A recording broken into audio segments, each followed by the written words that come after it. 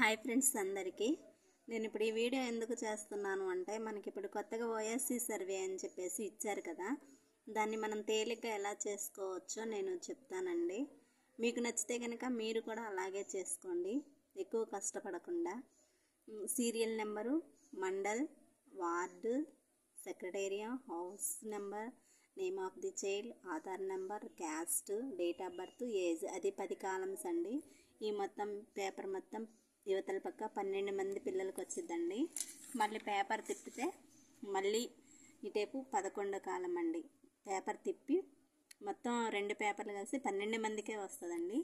ఇక్కడ gender, father or guardian, father contact number, in school, OSC. In school అంటే ఏ స్కూల్లో చదువుతున్నాడు అనేది, ఓఎస్సి అంటే డ్రాప్ అవుట్ అనమాట, డ్రాప్ అవుట్ పిల్లలు. నెవర్ ఇన్ డ్రాప్ అవుట్ అంటే ఆ అబ్బాయి ఎప్పుడు చదువు మానేశాడు అనేది, ఏ సంవత్సరంలో చదువు మానేశాడు అనేది, క్లాసు ఎన్నో క్లాసులో మానేశాడు అనేది. Name of the school address, ఏ స్కూల్లో చదువుతుండగా మానేశాడు అనేది, అంతవరకు అండి. అక్కడ ఆ స్కూల్ ఐడి అవన్నీ రాయాలండి. ఇంతవరకు ఒక క్లారిటీ వచ్చేసింది కండి. తర్వాత మనకి ఇప్పుడు వచ్చేసి ఇలా లిస్టులు ఇచ్చారు కదండి, మనం చేయాల్సిన సర్వే లిస్టులు ఇచ్చారు. నాకైతే మూడు మొత్తం వచ్చేసి నాకు 3 లిస్టులు వచ్చినాయండి, 3 క్లస్టర్లు. నేను ఇప్పుడు తేలికగా నేను ఇవన్నీ చూసి ఫస్ట్ భయపడ్డానండి. మా అమ్మ ఇన్నిళ్ళు తిరగాల ఇంత అని చెప్పేసి భయపడ్డాను. కానీ ఇప్పుడు నేను ఇక్కడ ఒకటి ఆలోచించి చేశానండి. ఇప్పుడు నాకు ఎవరింట్లో పిల్లలు ఉన్నారు, ఎవరింట్లో పిల్లలు లేరు అని చెప్పి నేను మనకు తెలుసు కాబట్టి ఇప్పుడు ఒక పని చేయాలండి. ఏంటంటే ఇప్పుడు మనకి ఫస్ట్ సీరియల్ నెంబర్ ఇచ్చారు కదా, ఆ సీరియల్ నెంబరు ఇక్కడ పేరుంది కదా, వంగల రాధమ్మ. నాకు ఇంట్లో పిల్లలు ఉన్నారండి, నేను ఆ ఇంటికి సర్వేకి వెళ్ళాలి, ఇక్కడ వదిలిపెట్టేశాను. ఇక్కడ మరేదు వెంకట్రావమ్మ చూసారు కదా.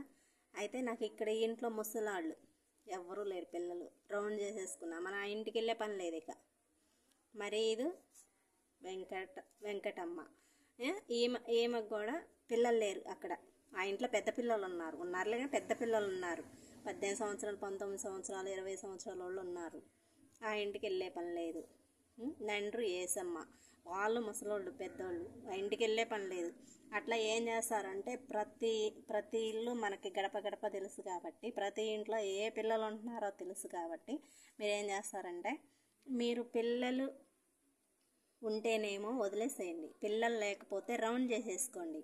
అక్కడ మనకి రౌండ్ చేసేసుకుంటే మనకి సర్వేకి వెళ్ళాల్సిన పని లేదండి. ఆ ఇంటికి రౌండ్ చేయని ఉంటే ఇప్పుడు మనకి ఇలా పిల్లలు ఉంటారు కదా, వాళ్ళ ఇంటికి ఇలా ఉంచుకుంటే మనం ఆ ఇళ్ళ మట్టికి తిరిగితే సరిపోద్దండి. నేను అలాగే చేశాను. నాకు ఇప్పుడు సర్వే తేలిగ్గా అనిపించిందండి. ఫస్ట్ భయపడ్డానండి చేయడానికి. నాకు 3 పేపర్స్ కూడా ఇంకా చూడండి, నేను అలాగే చేసుకొని ఒక లిస్ట్ తయారు చేసుకున్నానండి. ఆల్రెడీ ఇంకొకటి ఏంటంటే చూడండి, నేను 3 కూడా నేను అలాగే చేసుకున్నాను.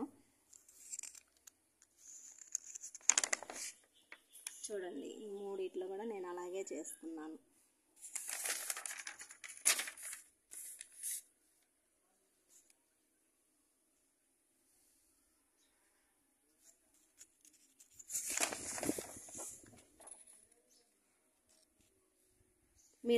మీరు కూడా అలాగే చేసుకోండి. ఇంకొకటి ఇంకా మనకి తేలిగ్గా ఉండాలి అంటే, ఇప్పుడు ఏం చేస్తారంటే, ఇప్పుడు మనకి ఎలాగో ఈ హౌస్లో ఉన్న పిల్లలు తెలుసు కదా, ఈ హౌస్లో ఉన్న పిల్లలు తెలుసు, వాళ్ళ ఏజ్ తెలుసు, మన దగ్గర ఏజ్, మన దగ్గర పేర్లు ఉన్నాయి, డేట్ ఆఫ్ బర్త్లు ఉన్నాయి, ఆధార్ కార్డ్ నెంబర్లు ఉన్నాయి, ఫోన్ నెంబర్లు ఉన్నాయి, అన్నీ రాసేసుకొని వాళ్ళ ఇంటికి వెళ్ళినప్పుడు ఓన్లీ ఒకటి వాళ్ళ స్టడీ ఏంటనేది తెలుసుకొని, ఏ స్కూల్లో చదువుతున్నారు అని తెలుసుకొని మీరు రాసుకోగలిగితే సర్వే చాలా ఈజీగా ఉంటుందండి.